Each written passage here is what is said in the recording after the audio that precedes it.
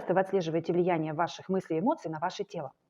Ухудшение настроения, состояние нервной системы часто воспринимаются людьми как нечто незначительное в своей жизни.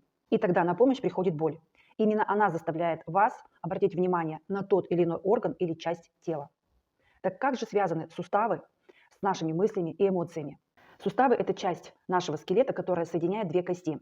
И поэтому болезнь суставов – это всегда внутренние конфликты человека, это всегда противоречия внутри человека.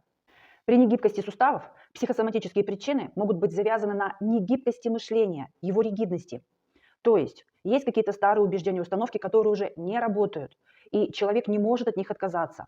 И таким образом он здесь и сейчас не может адаптироваться к новым обстоятельствам и новым веяниям времени.